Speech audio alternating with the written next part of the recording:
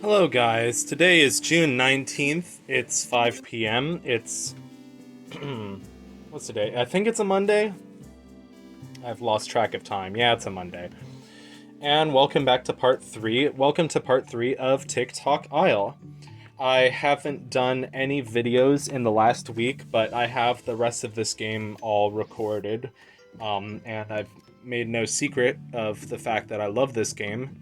So this playthrough is going to be 5 videos. You can probably hear that I've got a little bit in my throat. I got really sick this week, and my my cough got really bad.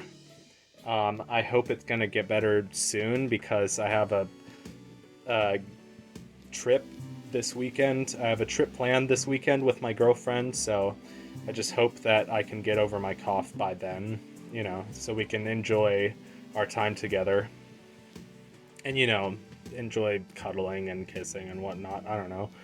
It's the kind of thing that people do with their girlfriends, right? Anyway, I don't know why I'm talking about that. Just the man I was looking for, Lieutenant. Do you have the time? 5:30. Then it's almost time for supper. Good work, Lieutenant. I'm promoting you to something. So that's a thing. We just got promoted. We just got promoted. Who goes there? Strike Mainspring. Strike Mainspring. You're the draft dodger. Have you decided to enlist? Blah, blah, blah, blah, blah. Back through the trees. I finally watched, it was from like a year ago, but I finally watched, it's a series on Games Done Quick called The First Step, where these two dudes, basically they play through a video game and then basically on their, pretty sure it was like their second ever time playing it. Maybe not for both of them, but at least for one of them. And they sort of attempt to do a quasi speedrun of it. Not like a professional speedrun, but like they set out to beat Legend of Zelda Oracle of Seasons in under 4 hours. They didn't get all the way to the end, but they... Rodney, why does the front yard still look like the African savannah? I don't see the lawnmower. It's getting dark. I'll find it tomorrow. Take your time. Oh, Rodney. I get it. Mowing the lawn is never fun. Is that a mower? That is a mower. Mower push. So there's a few different mowers. So this is the first mower in the lawnmower quest. I don't know if I've showed the cereal yet. Cereal de los Campeones. So there's the first mower. It looks like a very sort of primitive, basic, slow, boring lawnmower. Like their blue rhino or whatever. Careless Talk. Paper Planes. Paper Planes. Isn't that a song? It's probably a song that I don't like, so I'm gonna end the reference there. There's a lot of dishes. There's Peabody and Sherman. There's a clock. There's this girl who's writing a song again. There's the big bathroom. And Penton's room. That's strange to me that their rooms are connected by a bathroom, but I don't know. I guess just because that's not the way my house works, but I guess it would work. You would just have to lock both doors, because I've been in a few houses that have had something like that where a bathroom isn't a room by itself, but it connects a couple of rooms. Anyway. So yeah, that was pretty fun. I had a really enjoyable nostalgia trip or whatever watching Oracle of Seasons because it was only the second Zelda game I've ever watched. I watched Oracle of Ages and Seasons back when I was in 7th grade. 6th or 7th grade, and it made a really big impression on me, and those were the first Zelda games that I was obsessed with. But I've never actually played them, so I'll give them a spin one of these days. I would really like to play Link's Awakening or Oracle of Ages or Oracle of Seasons. I know people have mixed feelings on the Oracle games. That, like, oh, they're not the best Zelda games or whatever, but I don't know. I don't know. I used to be a really big fan of like Twilight Princess and Skyward Sword, but these days I get some enjoyment, but not much out of those games anymore, and I don't know why that is. I guess just you get older and your feelings about different things change, you know. Like, I've been thinking about doing a video of just like right now, what are a bunch of my top video games that just bring me joy and I think are some of the best. But, you know, I would have to leave off a lot of games that I played a lot when I was younger, but like I'm kind of less enthusiastic about them now. Because like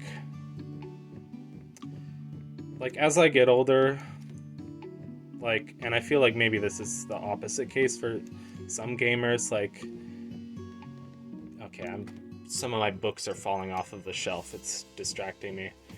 Some other gamers, like, as they get older, they want to play more and more challenging games, but I feel like I just prefer, like, less challenge, because challenge is good, and, like, the rewards are really good for challenge, but, like, challenge is also, like, frustrating. And I used to be a pretty angry, quote-unquote angry gamer when I was younger, so I like games that just have a good story, they have a good world, and they have a good, you know, adventure. So games like, you know, TikTok Isle, games like Myst, games like Pajama Sam, games like Hypnospace, you know. Of course, Hypnospace is frustrating, but not in the... like, I do need a walkthrough for Hypnospace, but not for the typical, like, video game, like, oh, you have to jump over this enemy, you know, type of frustration. I don't know. Because, like, I'm back home at my parents' house. Like, in Baltimore, I didn't have my Wii or my Wii U. Oh, here's a new lawnmower for Rodney. Hopefully you'll like this one a little bit better. Oh, the subliminal Spanish lessons. Like the inventory. The inventory has a few different descriptions of the items that we get. I also, yeah, I like video games just because we were talking about Oracle of Seasons. I like the changing seasons, you know, aspect of this, going from sort of autumnish to winter and back. That one portrait kind of looks like Pokey or Porky Minch from the Mother series. Don't know if it is or it's supposed to be, but, you know, there's the Salvador Dali. So yeah, I love this game. I love the pixel art. I love the music a lot. I just love how wholesome and uplifting it is. It feels like it's just the right length. Like, it's just hard enough. Like, honestly, I have to wander around a lot before I actually figure out what I'm doing in this game. So what I just did right there was I put the subliminal Spanish lessons into her cassette player. If y'all are old enough to remember what cassette players are, pretty sure me and my family still have a few cassette tapes lying around. So she's gonna play that cassette and learn Spanish in her sleep.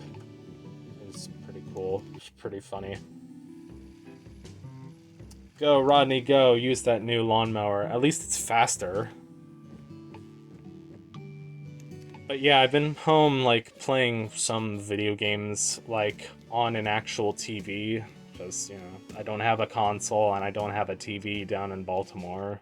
So I've been trying to, like, you know, oh, playing a console game on an actual TV would be nice. So I've been playing stuff like Donkey Kong Country 3. and playing Paper Mario, which Paper Mario is still, like, probably... It's up there. It's one of my favorite games ever. It's, like, one of my top comfort games just ever. It's a really wonderful game. Donkey Kong Country 3 is cool, but I think it's a very tough and frustrating game. I don't know, maybe I'm just not good at it. So there. But it feels like sometimes almost unfairly frustrating. Like I've played the first Donkey Kong Country game enough times where I don't find it that frustrating anymore. I find it quite relaxing almost and fun. Donkey Kong Country 3 though is just like, I don't know, I enjoy it because it's beautiful to look at. Like, there's a lot of beautiful environments in that game, like forests and waterfalls and rivers and stuff. The snow levels also, those are very beautiful. But no, it's too frustrating. I was considering doing a Let's Play of it at some point though, but it would just be me being like very frustrated, being like, oh my god, I missed the Boshi barrel. Which I still call them Boshi barrels because I watched Nintendo Capri Sun play Donkey Kong Country 3 back when I was in like 8th grade. I want to say 8th grade, 9th grade. No, probably 8th. And, you know, sometimes you just watch a Let's Play and it sticks with you, you know, for a while. Dear Diary, I leave for Spain in search of a partner to pursue my passion. Forget her name. This is Brazo, of course. Brazo is Spanish for arm, I think. Yeah, I don't have every name memorized. I know the son is Pen, the daughter is Melody. The husband is Rodney. The dog is Rivet or Ratchet or something. The kids, the little toddlers or whatever, their names are Verge and Folio or something. Project Oink. Take this message to my girl at the front. There's the lawnmower, it's just in a tree. So what happens when we go over to the grandma is, she's like, thought you could get the drop on me, eh? And she knocks us out cold. So we actually can't talk to her in the future. We have to go back to the past and tell her about Project Oink. It's very funny. There's a lot of going back and forth between the past and the future in this game. Although we're from the future, so it's really just the past and the less past. Also, we found a dog bone, or a dog toy, something. I reckon I can take you out, and she does. So we have to go back in time to talk to her and tell her about Project Oink.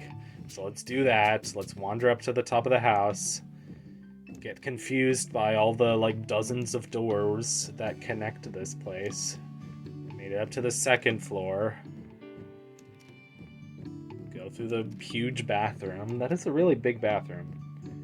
Love to live in a nice house that has a big bathroom, you know? Another clock, some abstract art. Bedroom, library, and we're on the 3rd floor, and we're on the top floor, the attic, and let's go back in time to 2009. In other news, I don't have that much other news. I saw the new Wes Anderson movie. It was really good. It was very whimsical. I think it was one of his most whimsical movies yet. But whimsical in kind of a sad way. But also in a joyful way. I don't know. It was the kind of thing that only Wes Anderson could do. A courier from the Admiral. So old Crank is ready to talk, eh? Tell him, waffles. Keep it under your hat. Loose lips sink ships. Yes, General.